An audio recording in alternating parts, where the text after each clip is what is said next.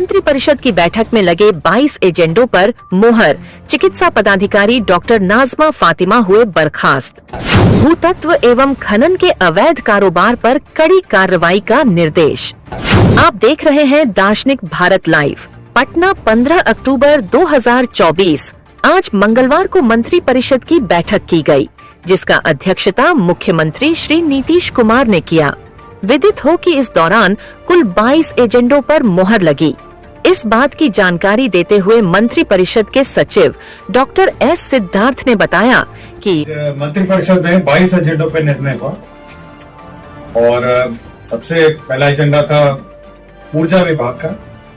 ऊर्जा विभाग के अंतर्गत जो south Bihar power distribution company है, उसका ये प्रस्ताव था कि कैमूर और रोहतास जिले के 177 बसावट अर्थात 132 गांवों में 21,644 घरों में ग्रिड से विद्युतीकरण करने हेतु पुनर्स्थान वितरण क्षेत्र योजना रिवैम्प डिस्ट्रीब्यूशन सेक्टर स्कीम के अंतर्गत 117 करोड़ 80 लाख रुपए की योजना स्वीकृति हेतु प्रस्ताव।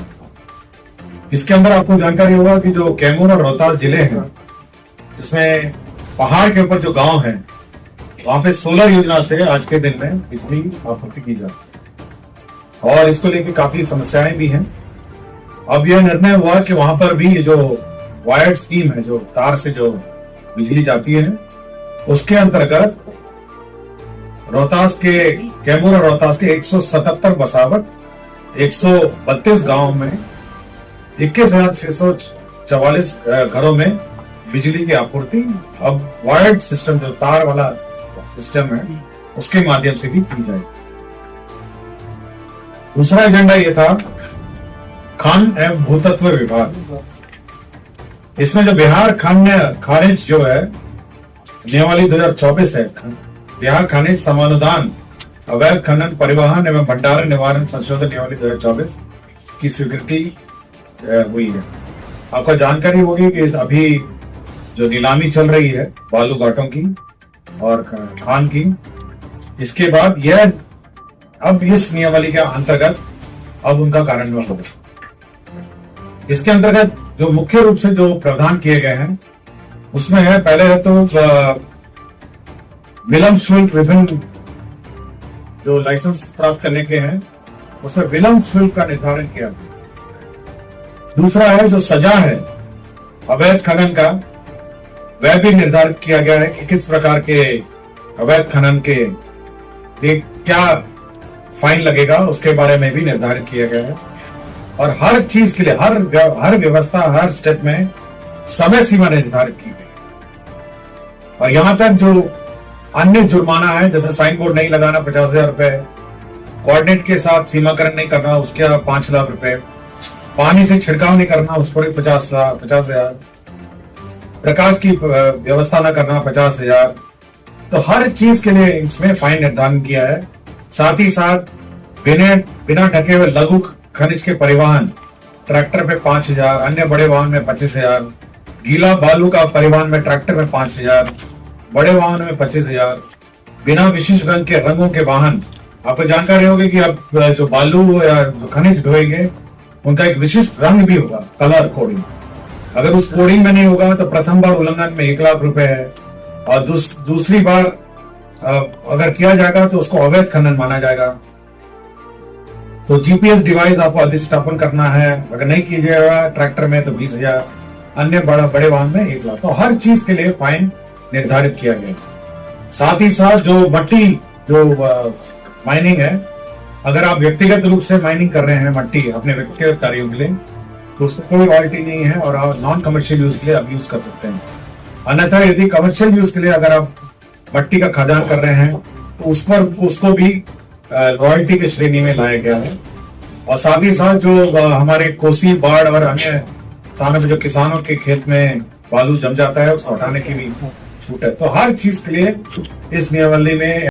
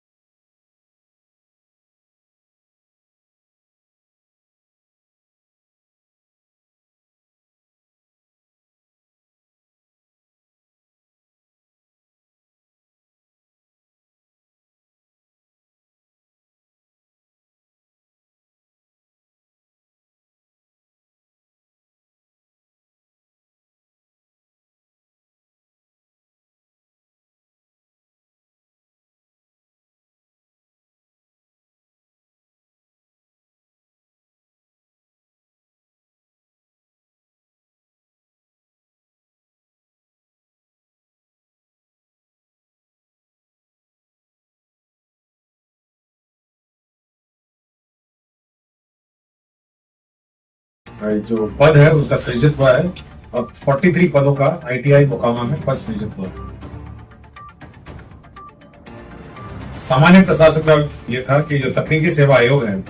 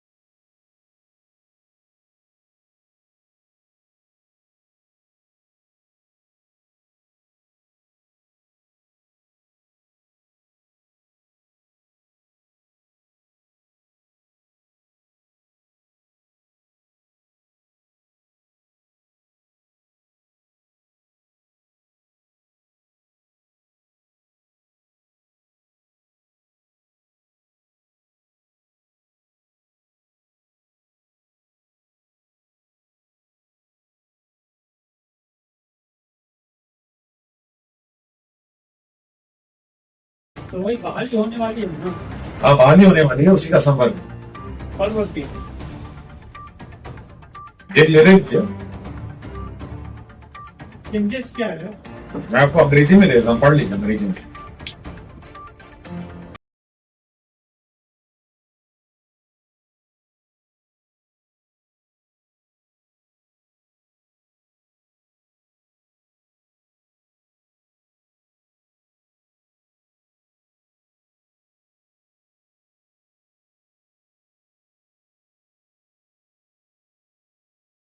प्रणाली का लेआउट है, फिर भारतीय मानक ब्यूरो BIS के कोड के आधार पर शाखा नहर, वितरणी, लघु नहर, उप नहर के संरेखन का स्थलकृत सर्वेक्षण है। संपूर्ण नहर प्रणाली का हाइड्रोलॉजिकल अध्ययन तथा हाइड्रोलॉजिकल बहुत लंबा है, सिंचाई प्लानिंग तथा नहरों का डिजाइन है। मौजूदा पूर्वी कोसी मुख्य नहर के साथ सर्वेक्षण की जांच है। मुख्य नहर, शाखा नहर और वितरणियों के लिए संरचनाओं के डिजाइन विकसित करने के लिए 2 से 5 मीटर के अंतराल पर संरचनाओं के स्थानों पर ग्रिड संरक्षण है। बहुत लंबा चौड़ा है। तो ये जो अमाउंट है